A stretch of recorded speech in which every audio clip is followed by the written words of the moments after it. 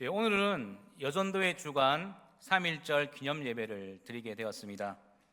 올해가 벌써 3.1운동이 시작된 지 106년이 지났습니다. 지금으로부터 106년 전에 1919년 3월 1일 우리 조국 대한민국 역사에 꿈같은 일이 벌어지게 됩니다. 한일 합방 이후 일제의 압박이 가속화될 때 조국의 자주 독립운동이 일어난 것이지요.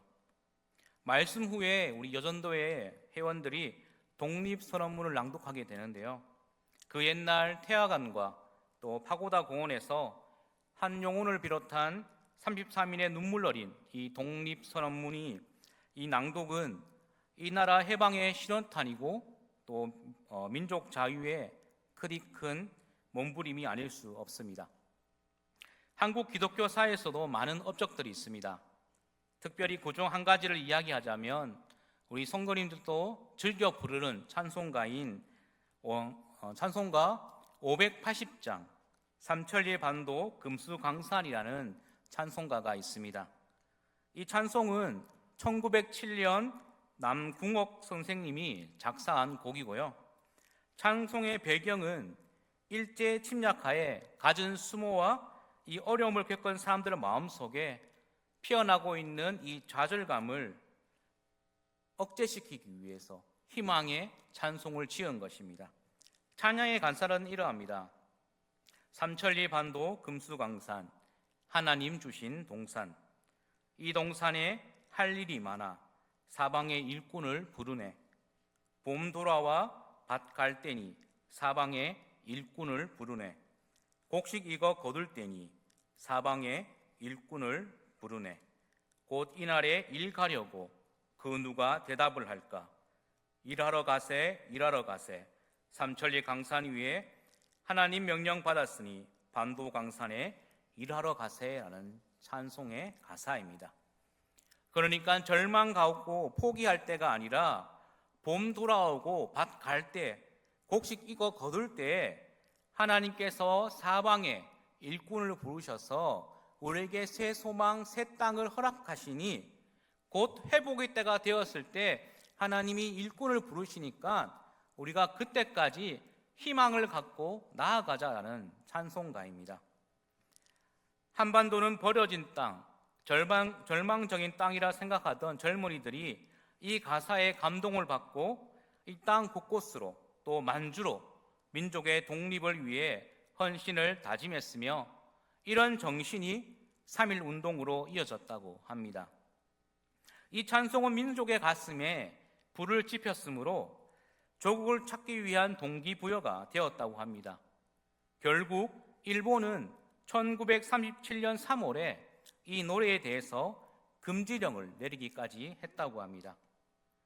세상 사람들은 이 민족 운동에 대해서 3.1 운동에 대해서 3.1 운동의 정신을 기독교에서 다 된 밥에 이 숟가락을 얹는다라고 비하하거나 조롱하고 있습니다. 하지만 우리가 기억해야 하는 것은 이런 3.1 운동이야말로 하나님이 이 민족을 사랑하셔서 이 땅에 소망을 주시는 하나님의 은혜, 이 은혜를 기대하며 기도했던 믿음의 선대들로부터 시작된 것입니다. 그러나 역사의 수레바퀴는 이 민족을 그날의 기쁨과 감격만을 누리도록 내버려 두지 않았습니다. 3.1 운동이 일어난 후에 1945년 8월 15일 해방의 그날까지 우리 민족은 일제의 혹독한 식민 통치 아래 말할 수 없는 고통과 아픔을 겪어야 했습니다. 꿈꾸는 것 같은 해방의 기쁨도 잠깐 1950년에 일어난 6.25 전쟁은 남북 분열에 이 아픔을 가져왔고 미국과 소련, 중국 등 세계 18개국의 전쟁터가 되고 만 것입니다. 사실 저는 이 민족의 큰 역사들을 경험적 바탕으로 이해하기보다는 3.1절이라든가 또는 광복절, 현충일 등등의 이러한 한국 민족 역사를 글로 배운 세대입니다. 전쟁을 알지 못하는 세대에서 정말 평화의 시대에 태어나서 평화의 삶을 살아갔던 그러한 세대 가운데 있는 한 명입니다. 그래서 3.1절이라든지 또는 광복절 또는 현충일 이런 역사의 뜻깊은 날에 대해서 그렇게 큰 감흥이 없습니다. 그저 단지 3.1절이나 광복절이나 현충일 이러한 날들은 국가가 지정한 공휴일이기에 그날이 되면 쉬어서 마냥 좋았던 그런 어린 시절을 보내었습니다. 우리나라 역사를 보면 정말 이 작은 땅덩어리에 참 많은 흑역사가 생겨났습니다. 사실 흑역사라고 한다면 흔히 생각하기를 감추고 싶고 기억에서 지우고 싶은 경우들이 많습니다. 왜입니까? 흑역사가 너무나 부끄럽기 때문입니다. 흑역사는 민족의 치욕의 시대, 암흑의 시대이기 때문입니다.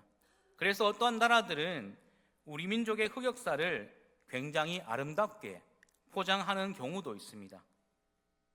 우리는 우리 민족의 이 흑역사를 인정하지 않거나 한국의 역사에 대해서 완전히 지울 수 없습니다. 그렇다고 아름답게 포장할 수도 없습니다. 우리는 어떻게 해야 하겠습니까? 우리는 민족의 아픔을 기억해야 합니다. 민족을 사랑하는 마음으로 목숨을 바친 선대들의 헌신이야말로 흑역사 속에서 피어난 광명과 같기 때문입니다. 더 나아가 이 시대를 살아가고 있는 우리의 헌신이 우리의 다음 세대, 차세대들에게 광명과 같은 존재가 되기를 간절히 소망합니다. 요즘 한국 정세가 또다시 위기 가운데 있는 것 같습니다. 국가, 경제, 교육, 복지, 문화 등 후대가 바라볼 때 이 시대는 자칫 한국의 또 다른 흑역사가 도래할 것만 같은 분위기입니다. 그러하기에 우리는 우리 민족의 나아갈 길을 새롭게 조명하지 않을 수가 없습니다. 그 어느 때보다 민족을 사랑하는 마음으로 소망을 하나님께 두는 절박함이 우리에게 있어야 할 것입니다. 오늘 본문은 예수님께서 그토록 사랑하시던 예루살렘 성의 멸망을 보시고 통곡하시는 장면으로 시작됩니다. 41절 말씀을 보게 되면 가까이 오사 성을 보시고 우시며 라고 말씀합니다. 예수님이 우셨습니다. 이 눈물은 민족을 사랑하시는 예수님의 거룩한 눈물이었습니다. 실제로 이스라엘 역사는 주후 70년 로마의 디도 장군이 15만 명의 군사를 거느리고 예루살렘을 침공하게 됩니다. 예수님이 승천하시고 40년 후에 일어난 사건입니다. 디도 장군은 예루살렘 성을 침략해서 예루살렘 주위로 토성을 쌓고 예루살렘 성을 약 5개월 정도 포위하게 되는데요. 당시에 이스라엘 백성들은 유월절 명절을 지키기 위해 대략 100만 명 정도의 이스라엘 백성들이 이 예루살렘 성에 모여 있었습니다. 기록된 문서에 의하면 당시 110만 명이 죽었고 약 10만 명의 포로가 로마에 잡혀갔다라고 합니다. 그 포로들 역시 원형 경기장에서 로마 시민들의 유언거리가 되어 죽었으며 인간 이하의 대우를 받았다고 합니다. 성이 포위가 되니 성 안에 있던 사람들은 일절 밖으로 나가지도 못하고 들어오지도 못하게 되었습니다. 5개월을 가두어 버렸으니 성 안은 식량 문제로 아비규환이 벌어지게 된 것이죠. 얼마나 비참했는지 시체가 산을 이루고 심지어 너무나 배가 고파서 부모가 자식을 양식으로 잡아먹는 그러한 비참한 상태까지 갔다고 합니다. 오늘 말씀에도 43절과 44절 말씀에 이렇게 기록하고 있습니다. 날이 이를지라 내 원수들이 토둔을 쌓고 너를 둘러 사면으로 가두고 또 너와 및 그 가운데에 있는 내 자식들을 땅에 메어치며 돌 하나도 돌 위에 남기지 아니하리니 이런 내가 보살핌 받는 날을 알지 못함을 이남이니라 하시니라 라고 말씀하고 있습니다. 40년 후에 일어날 그 사건을 예수님께서 예언하고 있는 것입니다. 돌 하나도 돌 위에 남기지 아니하리니라고 합니다. 예루살렘 성전은 정말 이 말씀대로 돌 하나도 돌 위에 남기지 않고 무너져 버렸습니다. 예루살렘 성전 중 오늘날 남아있는 것은 헤롯이 주전 20년에 개축한 제2성전의 벽에 서쪽 부분만 남아있습니다.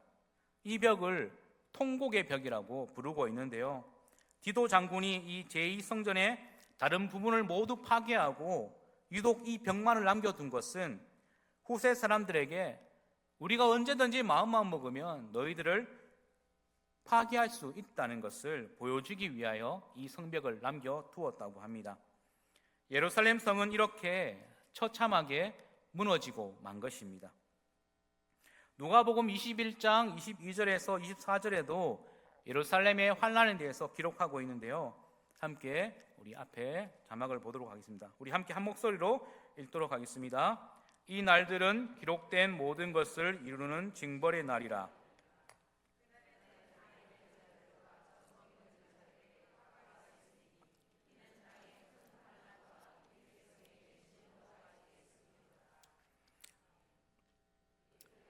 죽임을 당하며 모든 이방에 사로잡혀 가겠고 예루살렘은 이방인의 때가 차기까지 이방인들에게 밟히리라 라고. 아멘. 하나님은 예수님을 이렇게 누가복음 21장에도 다시 한번 예루살렘의 환난에 대해서 예언하셨습니다. 당시 로마 제국의 그 시대에 유대인 정치가 겸 역사가였던 요세푸스는 이 사건을 두고 인류 역사에 전에도 없었고 후에도 없는 가장 비참한 사건으로 이 예루살렘 멸망을 기록하고 있습니다. 주님은 이렇게 처참히 무너지게 될 예루살렘 성과 자신의 백성들이 당하게 될 고통을 보시고 우셨다는 것입니다. 42절 말씀에 보면 예수님은 예루살렘 성을 보시며 우시기를, 그리고 말씀하시기를 너도 오늘날 평화에 관한 일을 알았더라면 좋을 뻔하였거니와 라고 하시면서 통곡하십니다. 예수님은 너라는 2인칭 대명사를 사용하셔서 사람들을 지칭하고 있습니다. 여기서 말씀하시는 너가 지칭하는 것은 예루살렘 성에 살고 있는 이스라엘 백성들입니다. 바로 자신의 백성들을 향해서 말씀하고 계신 겁니다. 또 더 나아가 좀 더 넓게 본다면 이 너는 바로 오늘을 살아가고 있는 우리 모두를 지칭하고 있습니다. 그러니까 예수님은 무너진 예루살렘 성 건물이 아까워서 우시는 것이 아니라 성 안의 사람들, 자기의 백성들이 죽는 것에 대하여 안타까워서 우시고 계시다는 겁니다. 오늘의 시대에 예수님께서 애통해 하신다면, 눈물 흘리고 계신다면 그것은 이 땅을 위한 눈물이 아니라 바로 여러분들을 위한 애통의 눈물이라는 것입니다. 예수님께서 가리키는 너는 바로 평화를 잃어버린 세대입니다. 평화를 잃어버렸다는 것은 하나님과의 관계가 깨어진 세대, 하나님의 마음에서 멀어진 세대를 말하는 것입니다. 여러분, 하나님의 평화가 무엇입니까? 하나님이 여러분들에게 주신 가장 큰 평화가 무엇입니까? 바로 날 구원하시기 위해 이 땅에 오신 예수 그리스도의 구속의 은혜가 바로 우리에게 주신 하나님의 평화입니다. 이 구원의 은혜를 알아야 할 백성들이 이 평화, 이 은혜를 상실했다는 것입니다. 이사야 선지자는 평화를 잃어버린 너를 이렇게 표현하고 있습니다. 이사야 1장 3절에서 4절 말씀입니다. 소는 그 인자를 알고 나귀는 그 주인의 구유를 알건만은 이스라엘은 알지 못하고 나의 백성은 깨닫지 못하는도다 하셨도다. 슬프다 범죄한 나라여, 허물진 백성이요, 행악의 종자요, 행위가 부패한 자식이로다. 그들이 여호와를 버리며 이스라엘의 거룩하신 이를 만홀히 여겨 멀리하고 물러갔도다 라고 설명하고 있습니다. 한 말씀을 더 찾아보도록 하겠습니다. 예레미야 14장 17절 말씀입니다. 너는 이 말로 그들에게 이르라. 내 눈이 밤낮으로 그치지 아니하고 눈물을 흘리리니 이는 처녀딸 내 백성이 큰 파멸 중한 상처로 말미암아 망함이라라고 기록하고 있습니다. 하나님은 이 평화를 잃어버린 세대, 관계가 깨어진 세대, 하나님의 마음에서 멀어진 이 세대들을 보시면서 내 눈이 밤낮으로 그치지 아니하고 애통의 눈물을 흘리고 있다라고 말씀하고 계십니다. 다들 아시는 기독교 영화 중에 패션 오브 크라이스트가 있습니다. 다들 한 번쯤은 몇 번은 보셨을 거라 생각됩니다. 제가 지금 또 기억하는 이 영화의 명장면은 바로 예수님이 십자가에 달려 돌아가셨던 그 마지막 장면입니다. 예수님이 십자가에서 가상칠언을 말씀하시죠. 다 이루었도다. 아버지, 이제 아버지의 손에 모든 것을 맡겨드립니다 라고 말씀하시면서 마지막 숨을 거두실 때 이 카메라의 시점이 예수님의 얼굴을 비추다가 갑자기 3인칭 시점으로 하늘에서 이 모든 상황을 주시하시는 하나님의 시선으로 바뀌게 됩니다.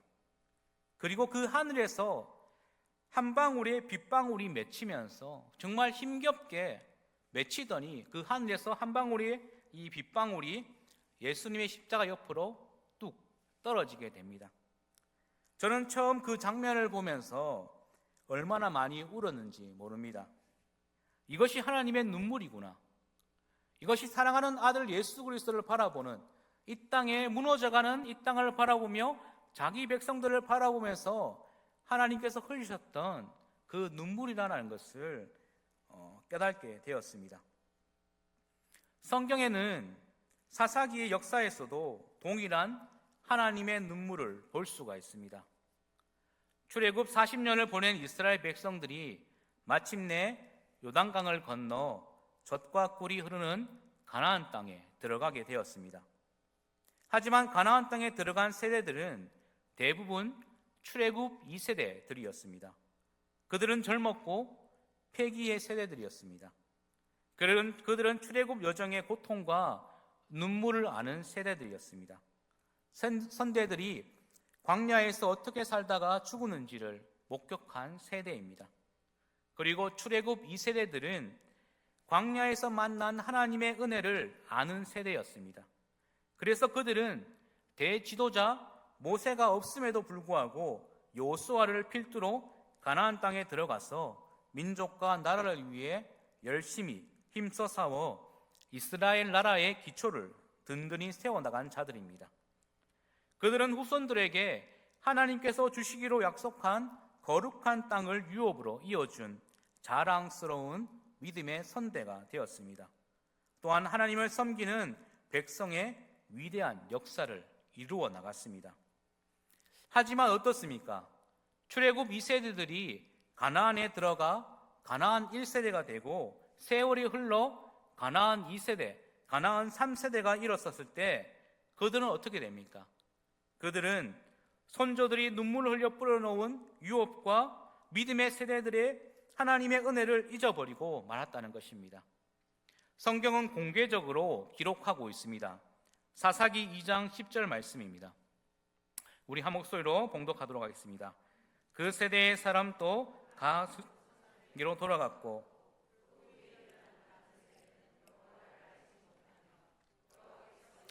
위하여 행하신 일도 알지 못하였더라. 아멘. 믿음의 세대가 가고 다른 세대가 왔습니다. 다음 세대가 아니라 전혀 다른 세대가 왔다는 것입니다.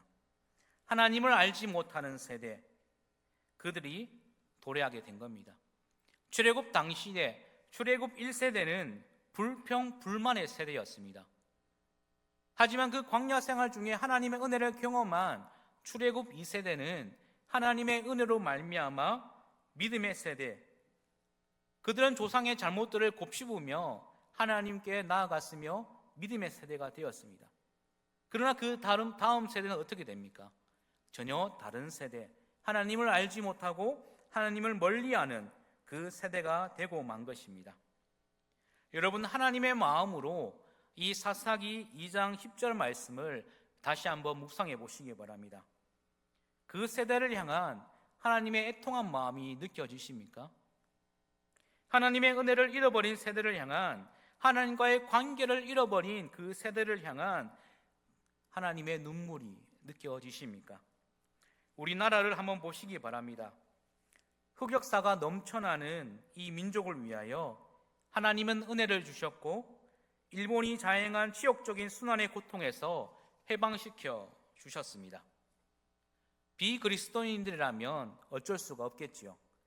그들은 하나님을 알지 못하는 세대들이었습니다.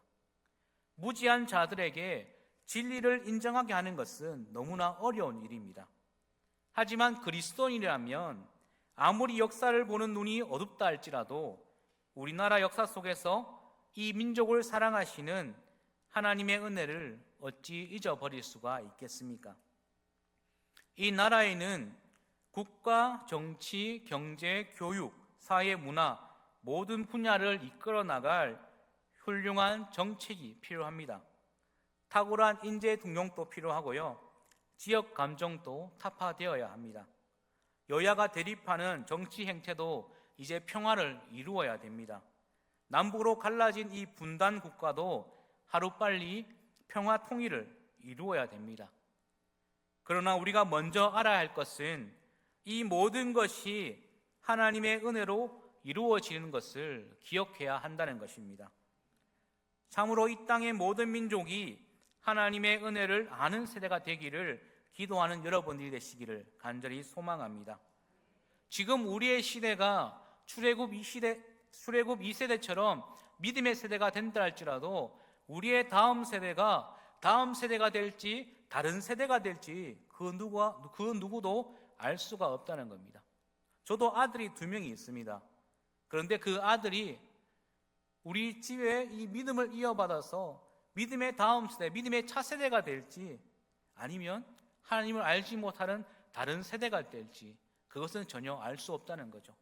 그래서 믿음의 선대들은 후대들을 위해서 날마다 이 믿음의 유산이 잘 흐를 수 있도록 점검하고 검토하며 그 후손들에게, 차세대들에게 말씀을 유업으로 이어 주어야 할 거룩한 사명이 우리에게 주어진다는 것입니다.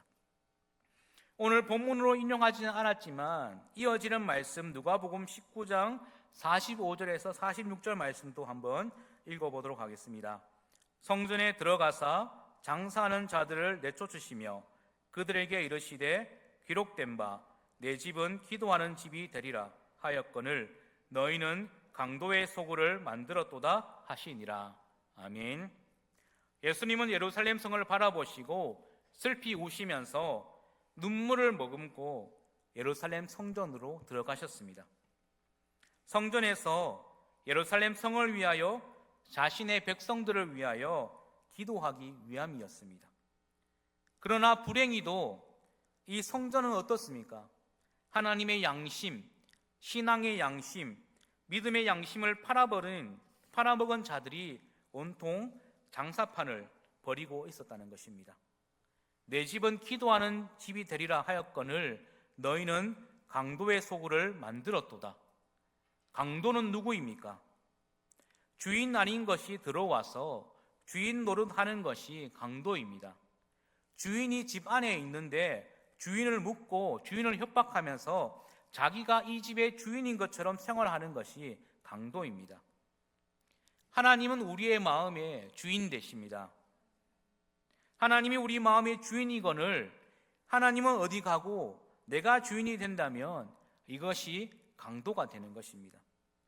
주님이 주인이거늘 내 마음에 물질과 돈과 명예와 세상 권력 등이 주인의 자리를 빼앗고 있다면 그것은 필시 강도가 들어온 것이겠지요. 여러분, 우리의 마음에 하나님이 계시지요?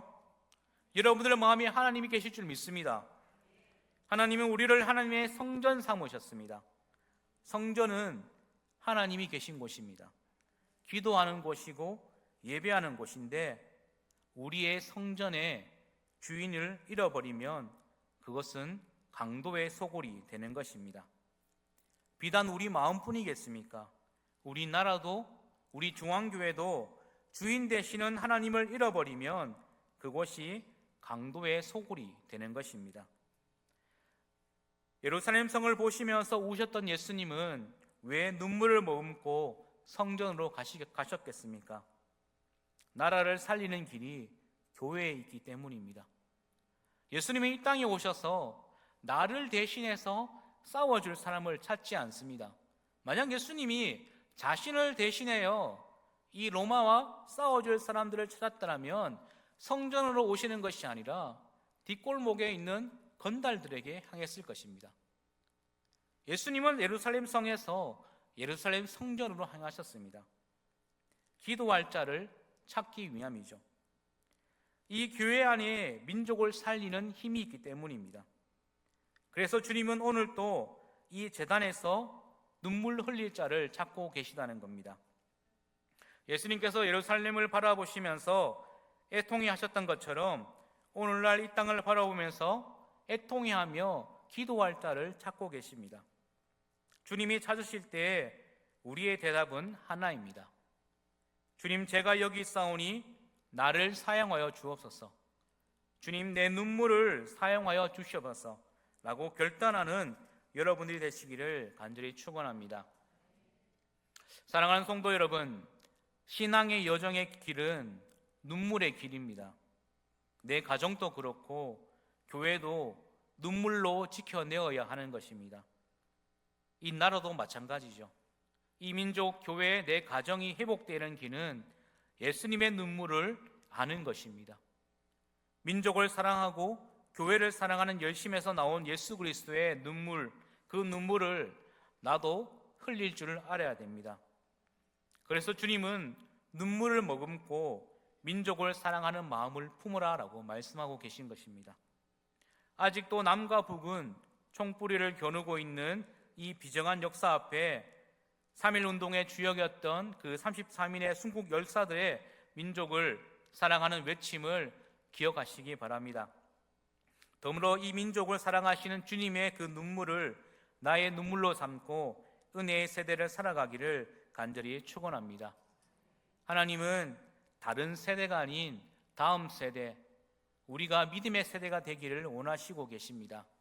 출애굽 1세대는 불평과 불만으로 광야에서 죽었지만 그 출애굽 2세대는 하나님을 바라보며 믿음으로 나아갔습니다. 우리의 세대가 믿음으로 주님께 향하는 믿음의 세대가 될 수 있도록, 그리고 우리의 다음 세대가 하나님을 알고 하나님을 믿는 다음 세대, 차세대가 될 수 있도록 믿음의 선대이신 여러분들이 믿음의 후대를 위해서 계속적으로 눈물로 기도하는 기도의 아버지, 기도의 어머니가 되시기를 간절히 소망합니다.